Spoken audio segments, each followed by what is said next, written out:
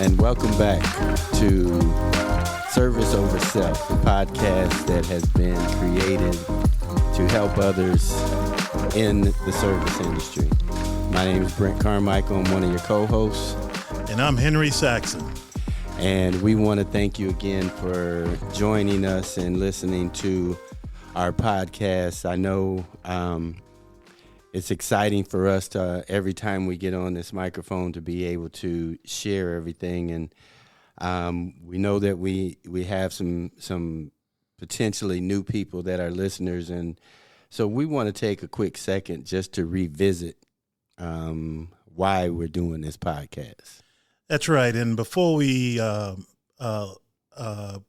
share with everyone our reason behind this, let's just take a moment to give glory and honor to our Lord and Savior, Jesus Christ. For without him, we would not be here today. Yes, sir. Yes, sir. That's definitely the foundation for what we do in our everyday lives. So I'm going to go first, if that's okay. Yeah, go ahead, Brent. I'm going to just why we, as we sat down after I moved down here with you, to the Atlanta area, we sat down many times and talked about how we could hopefully inspire others to be in service. And so with that, why did we do this? Why did I want to be a part of this? First off was to inspire people to get into service. I know that's been a big part of my life, and I wanted to inspire others with the things that are socially going on in our world today. I think partnerships and working together is a big piece for me. Yeah, well, mine goes back a little further. I think everybody can relate during that COVID year when there was, a lot of time for personal reflection, and we were all kind of confined in our own spaces. One of the things that came to me was, what did I want to do with the balance of my life? And how did I see augmenting my future actions to live more as best I can for the glory of God. And working in the nonprofit space for virtually my entire career, service, it was a sort of a byproduct, right? And so the idea of a podcast started to I started to think about it, and certainly was really the birth when podcasts start taking off. It seems like everyone has one, everybody has one now, but it started there, and then it morphed to what is it that I wanted to say and how I wanted to express ideas. And then you and I always, when you came down here, we started talking about a lot of things, and then it really just started to form from there. And so it's one of those things. I think the big thing is, it's a personal project, a passion project, and it's one of those things where, we're fortunate to be able to move on something that we had an idea of, which a lot of people don't do. So I think the thing I just like to relate, if you have something that you want to do, go ahead and do it. Yes. Go ahead and do it. And let me just take this moment to thank you for motivating me to do this, because we had talked about it. I had even thought about doing my own at one point. I actually even put out to the community that I was going to do my own. But I want to thank you for allowing me to be a part of this podcast with you and this journey, because it has been great so thus far, and I think there are good things that are going to happen for us. Yes. Well, thank you, Brent. And this wouldn't be possible without your involvement. But guys, this podcast is growing. We're getting the downloads counts every week, and thank you guys for listening. And we just really feel passionate that we've all been blessed, and we just want to be able to say we can't do enough to help folks who are important to us and in our communities at large. So let's get started. Yes, and thank you. And in that, we're gonna have a pretty good transition to what our topic is today. After we revisit it, I think that is a good transition. And what we our discussion today is going to be on small tokens of appreciation and how that can inspire others into being in the service industry. And so I'm just going to kind of just set the table a little bit. I know for myself, I was born and raised, around a lot of very powerful alpha women. And so opening doors for people, especially women, making sure you compliment them for the things that they've done and the things you appreciate. Smile, keeping your head up. Those are all little things that build up to be big things. And I think over the years, those little small things that I feel have kind of shown others my personal expression and saying, hey, I think he's a pretty good guy because he does those little small things. Yeah. The way I think about small acts of kindness with the potential of influencing or stimulating others to do the same is it's really centered in the individual themselves. I think if you have a giving spirit, a kindness spirit, I think you're going to do those things regardless, right? And I think what happens is you never know who you might influence. Yes. You just have no idea who Real. you might influence. Mm-hmm. It only takes one gentle, kind act, as you've been saying, to activate, a response from someone. The way I think about it, Brent, is like pebbles in a pond. Mm-hmm. If you drop a pebble, that ripple effect. Yeah. That's the way I really think about this topic. Good point. And the things that can come from one single act of kindness. Mm-hmm. Well, you think about it's kind of human nature to feel appreciated, and what it kind of makes me think of is, when people say, I'm going to pay it forward either at the grocery store or at a coffee shop or something like that. And how that ignites or excites or inspires others to say, okay, I'm going to, get the person behind me. I'm going to pay for them.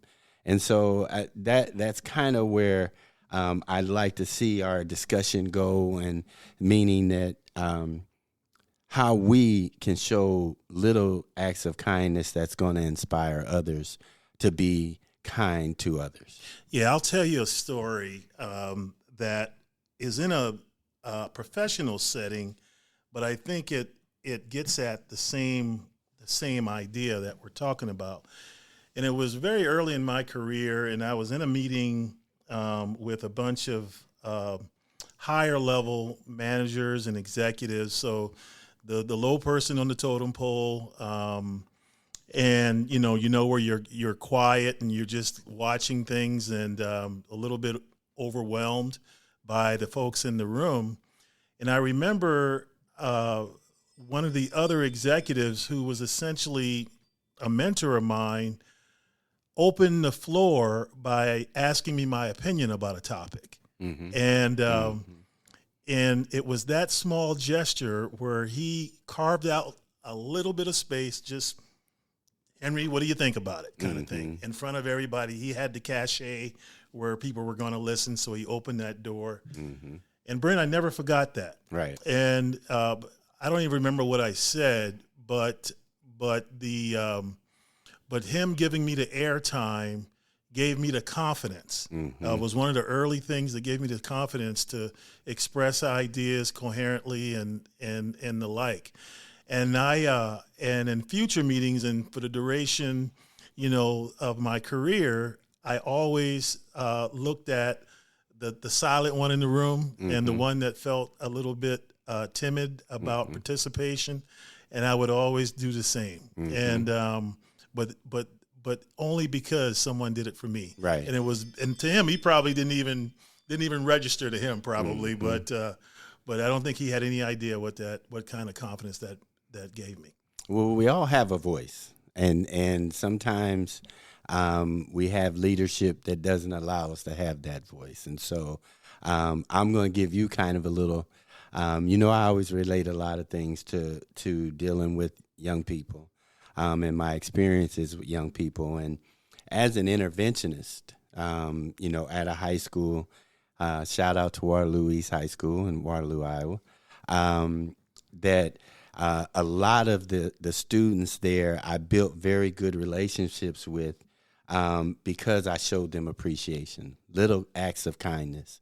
If it was just a how's your day, or opening the door, or helping them with a problem or an issue that they was having.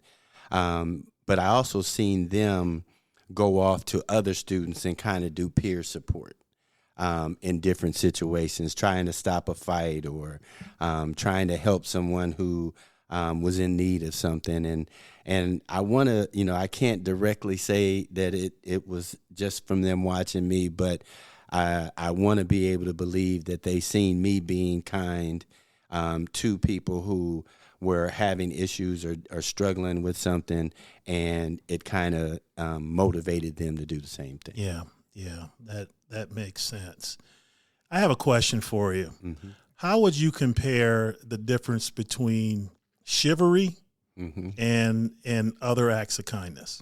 Well, I'm gonna relate it again to how I was raised. I was raised in a family that we respected people. It was tradition to do things that you do, and you open the car door. For a woman, you appreciate them as what they bring to the table, and so I want to be able to always keep that alive and share that with others, so that they will see that it is not dead, that chivalry is still a big piece of what we should do on a day-to-day basis with our lives. I think with other acts of kindness, if you're talking about, bringing some of your unworn clothes to the Goodwill, so others, can share, or that don't have the money to go buy clothes, that you can get clothes to them, or volunteering at a food pantry, and being able to share,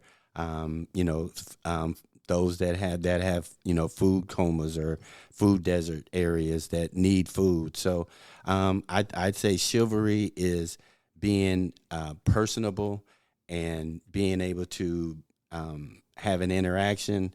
The other pieces of acts of kindness are more for support. Yeah. I think it's something that's worth examining, because when I think of chivalry, I think it is a sort of like a cultural norm, if you can say it that way. Mm-hmm. Like, to your point, when you said your family embedded those habits and conduct in you. Mm-hmm. So it's habitual and it's cultural. Men do these things as it relates to women, and vice versa, and you have all of these sort of rituals, and that the result is an act of kindness. Mm-hmm. Being respectful and being dutiful to the opposite sex. Mm-hmm. When I think of random acts of kindness, I think of it being a impulsive kind of thing where you don't know really when it'll hit, but it's rooted in you having a sense of a sensitivity toward the less fortunate, or you see a situation where you can help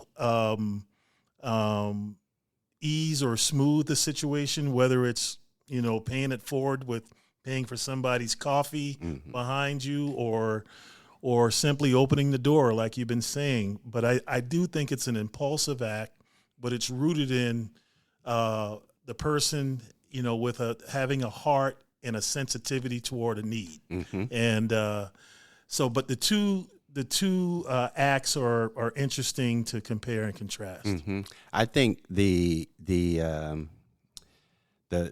thing that I think that is going to be probably a foundation in almost every piece of some act of kindness has to do with emotions. Mm-hmm. Especially if you look at those stories that when you're scrolling on your phone or you're watching a movie, those that are most impactful are those that are emotional.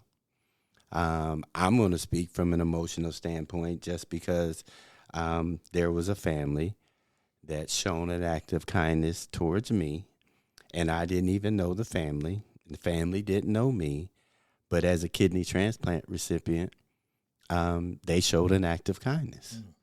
And so that's emotional. Right. It touched my emotions when I got that call and said, hey, you got an hour and a half to be here because we got a kidney for you.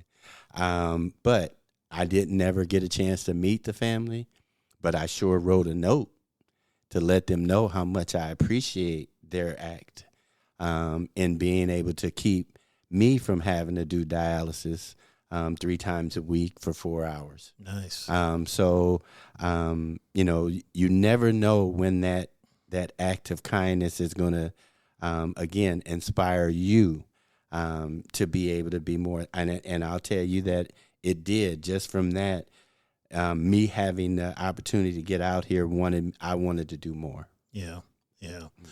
Well, I think that's the reason it's so important to observe people who do these kinds of things, because it is a selfless act, right? Most people who find themselves giving something of themselves or resources, it is an act of selflessness, and you never know who's watching, and people can pick up on things that inspire them, and it's the root cause of why they do and change their habits and perspectives on things like this. So mm-hmm. I know I'm one that is really vulnerable to doing acts of kindness quite often. And I if people are in the street are asking for money or I almost to a fault, I do it. I do it. And I ask myself, well, why do you do it 10 out of 10 times almost? I just don't have the filters anymore. Yeah. I think one of the things that we do is we judge, and we go through these gymnastics of why we want to do it. The person looks capable, all of those kinds of things. I just don't do it anymore. I just figure if they ask, I just give selflessly, and I figure the higher power works it out. Well, right? For me, in that situation, Sax, it's because I've been there. I might have not been to a point where I was, on the street, having to ask for money. But I know that I knew that I had $10 to my name until the next paycheck, and somebody helped me. So I look at it as, how can I help those individuals that are less fortunate? If I have something that's going to help them, I try to buy food for them or something like that instead of just giving the cash, if I can. But I'm kind of like you in the same realm. I feel like, it's if I have it, I'm going to be able to provide it for them. So I think we're on the same boat in that avenue. Yeah, and it's different because I watch people who don't take that approach. Right. And they go right to judgment, right? They go, it's almost a default, right? They go right to, well, you look healthy, or, why are you putting conditions on what it is you're asking me for? Or it's always something that the giver twist themselves almost into pretzels about making the decision on whether or not to perform this act of kindness. And so I just don't think it's that difficult a decision. But I do recognize that certain people are wired for it, and I just don't have the judgments lens like a lot of people do. Well, I'm going to kind of turn into another little direction and kind of speak directly to our listeners and say that if you are one that may not know what to do to help someone with an act of kindness, just to give you some ideas of some things. I know we've talked about in the past volunteering with a local charity, or going to the library and reading to someone, or going to a senior center and reading to someone, or again, the donating your clothes is an act of kindness to Goodwill. As a person that has dealt with a lot of special needs families, you can volunteer with the special needs or help, during Special Olympics. Write a note to a friend, write a note to a family member. That's something very easy that, just to inspire them, letting them know that you're thinking about them. Those are little things that you can do, again, to inspire others and motivate them to possibly help somebody else. I think those are good and very good insights. And what I would offer up is do it for 30 days. Yeah. Take 30 days and say, hey, listen, I am going to just do some random acts of kindness. That's good. Good point. Whenever opportunity presents itself, whether it's, paying for somebody's coffee behind you, or opening the door for somebody, or just saying an encouraging word. But try it for 30 days. See how you feel in response to some of those acts, and then see maybe if you have the opportunity how the receiver feels. But I think it's a mindset. I don't think you can manufacture it, but as a result of this topic today, give it a test drive, and certainly don't judge and don't look for anything in return. I think those are the predicates for those actions, but give it a shot for 30 days and see what you think. Do you have any, just off the top of your head, one particular act of kindness that you would say over your adult life that you would say that you remember most? Yes. I remember, and it's for a different reason, but I remember going to a football game, and we were getting on the train to go to the stadium. And I don't know if you sometimes recognize folks are on the train, they make, they ask for help on the trains. And this one guy came up, and true to form, I pulled out some money and gave him some. And anyway, so after we got to the stadium and walking up, I ran to the guy again, and he wasn't he wasn't soliciting, but Brent, he pulled out a wad of money, and then there were some people with me. They saw it too, and they started judging and all of that. Well, my response to it all was to say, you did the right thing, and it's not in your purview to figure out why this person did what he did, or his intentionality, or any of those things. What it did for me is to reaffirm, that this is important, because no matter what you think about it, the young man has a flaw, whether it's character or otherwise. But that's not for me to say and judge. So it just reinforced it for me. It just reinforced it for me. So I'll never forget that. Right. But this guy had a lot of money, so he was successful at what he was doing. Yeah. There was a situation where, and This was not really based on me. It was a person that we went to school with at UNI, University of Northern Iowa, for those who don't know what UNI is. And I played basketball there. And so this is how I know that it's always been in me without me knowing. I had an individual who knew me back then, and I ran into them 25 plus years later.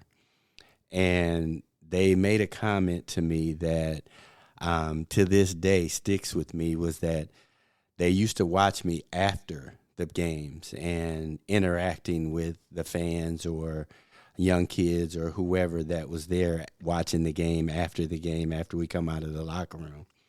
And they said to me, the one thing that they noticed is I never left until the last person that wanted to talk to me. I never did not sign an autograph for a kid that they remember. And I can tell you that wasn't done intentionally. That was just me. Right. And I didn't know it was me. And those are the times that I want to thank my Lord and Savior for giving me that insight to be able to do that without even knowing. And so I do appreciate that last piece of acts of kindness. Well, I think this is an important topic. It's a part of character development and personal development. I think it's important to develop as individuals. And so hopefully our thoughts today were insightful to you, and try to help someone without expecting anything in return, and always be the best version of yourself. Be nice, people. Be nice. Take care.